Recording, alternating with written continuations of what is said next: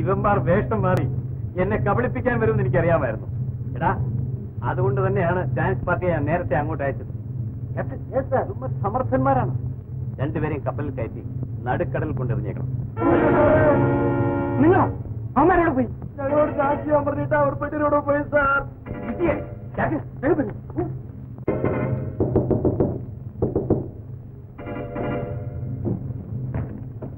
നിങ്ങൾക്കാരും വന്നില്ലല്ലോ. ഇല്ല, എന്താ? നമ്മുടെ ശത്രുവിനെ ഞാൻ സൂത്രത്തിൽ പിടിച്ചു. പക്ഷേ എന്നാൽ സൂക്ഷിക്കണം. ഞങ്ങൾ ഉടനെ പുറപ്പെടാം. Boy, good life. ആരവിടെ? വെളിയിലുണ്ട്.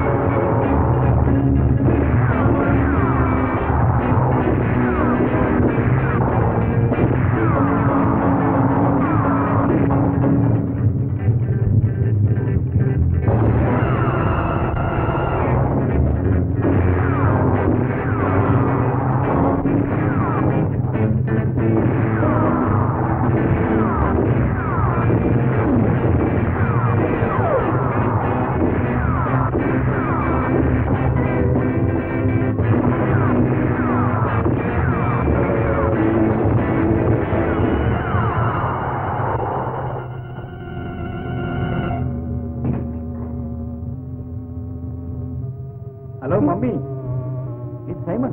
എഴുന്നേൽക്കണം. എന്നെ അറിയുമോ? സിംഗപ്പൂർ വെച്ച് എന്റെ കയ്യിൽ നിന്ന് രക്ഷപ്പെട്ടു. ഇതാ ഇപ്പൊ വീണ്ടും എന്റെ കയ്യിലകപ്പെട്ടിരിക്കുകയാണ്. രാജ്യദ്രോഹികൾ. അനക്ക്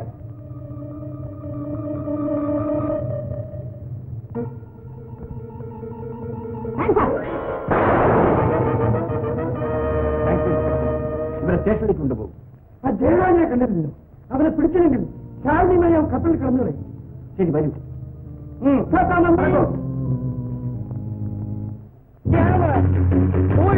ഈ പെട്ടിയെടുത്ത് വളർത്തിക്കരുത്. ഇതിന്റെയൊക്കെ പൂട്ടെവിടെ?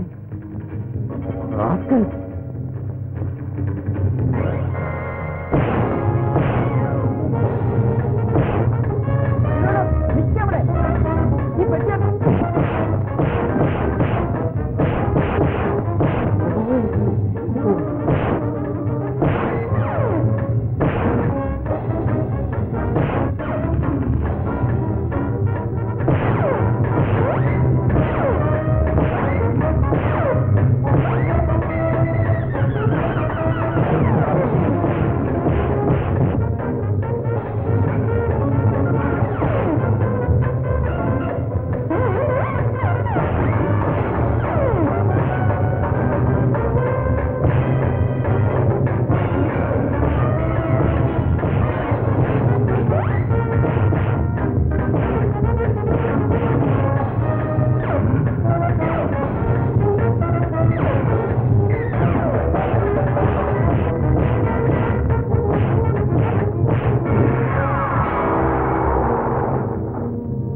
പോകരുത്.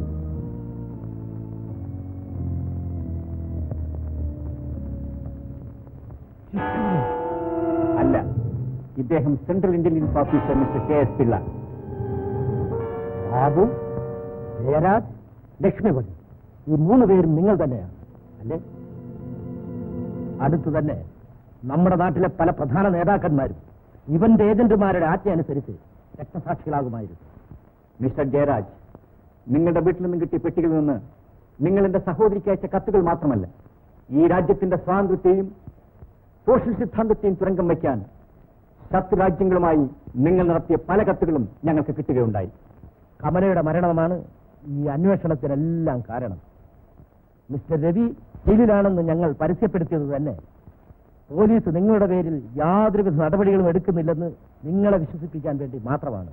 മിസ്റ്റർ ജയരാജ്, നിങ്ങളുടെ രാജ്യദ്രോഹപരമായ പ്രവർത്തനങ്ങൾക്കും ഈ നിൽക്കുന്ന മിസ്റ്റർ രവിയുടെ സഹോദരിയെ വഞ്ചിച്ചു കൊന്നതിനും നിങ്ങൾ അറസ്റ്റ് ചെയ്തിരിക്കുന്നു. നിൽക്കണേ, ഈ കേസിൽ ഒരു പുതിയ പ്രതി കൂടിയുണ്ട്. മിനൽ,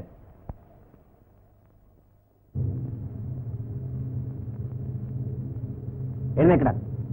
എടാ എഴുന്നേക്കാൻ. വാവിളി.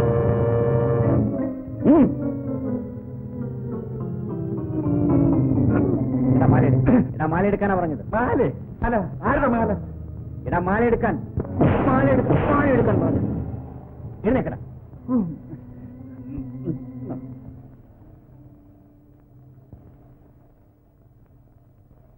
ഇതെന്റെ സഹോദരിയുടെ മാലയാണ്. ഇത് മാധവന്റെ വീട്ടിൽ കണ്ടത് മുതൽ എനിക്കൊരു പുതിയ തെളിവ് കിട്ടി. ഈ മാല മിന്നൽ തട്ടിയെടുത്ത് ശാലിനിക്ക് കൊടുത്തു. ആ പാവം ഒടുവിൽ കുരങ്ങൻ ആപ്പിൽ വീണതുപോലെ ഇവൻ തന്നെ ഞങ്ങളുടെ വലയിൽ ഒന്ന് വീണു. എടാ, ഈ മാല നിനക്ക് എങ്ങനെ കിട്ടി? എടാ പറയുന്നു അതോ പറയണം? വേണ്ട സാറേ, ഞാൻ പറയാം. ഞാൻ ആരെയും കൊന്നില്ല സാറേ. അന്ന് മദ്രാസിലുള്ള ഞങ്ങളുടെ ഹോട്ടലിൽ സാറിന്റെ പെങ്ങൾ വന്ന് താമസിച്ചു. എന്റെ കഷ്ടകാലത്തിന് ഈ വൈരമാലയിൽ എനിക്കൊരാഗ്രഹം തോന്നി. രാവിലെ 6 മണിക്ക് കാപ്പി കൊണ്ടുവരും. Good night madam. കഥ കടച്ചേക്കണം.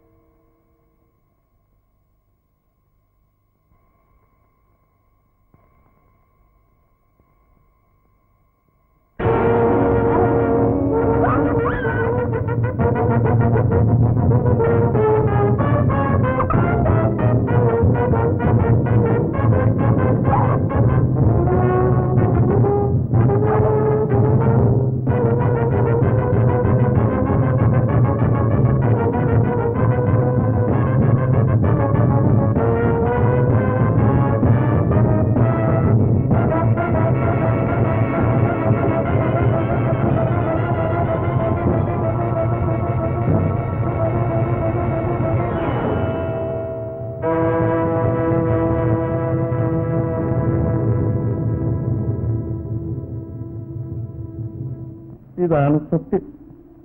മാലയെടുക്കാൻ ചെന്നപ്പോ ആ കൊച്ചി നിലവിളിച്ചത് കൊണ്ടാണ് ഞാൻ കഴുത്തിൽ നെക്കിപ്പിടിച്ചത്. അതല്ലാതെ ഞാൻ കൊന്നില്ല സാറ്. യഥാ ഭയങ്കര. കമലയെ കൊന്നത് നീയും, ഈ കൊലപാതകത്തിന് കാരണക്കാരൻ ജയരാജ്. മിസ്റ്റർ രവി, നിങ്ങളുടെ സാമർത്ഥ്യത്തെ ഞാൻ അഭിനന്ദിക്കുന്നു. നിങ്ങളുടെ സഹായം കൊണ്ട് മാത്രമാണ് നാടിന്റെ ഒരു നമ്പർ 1 ശത്രുവിനെ ബന്ധിക്കാൻ എനിക്ക് കഴിഞ്ഞത്. നിങ്ങളുടെ സഹായത്തിന് നന്ദി പറയാൻ എനിക്ക് വാക്കുകളില്ല. ഞാനിവരെ വാനിലേക്ക് കൊണ്ടുപോകട്ടെ. നടക്ക്.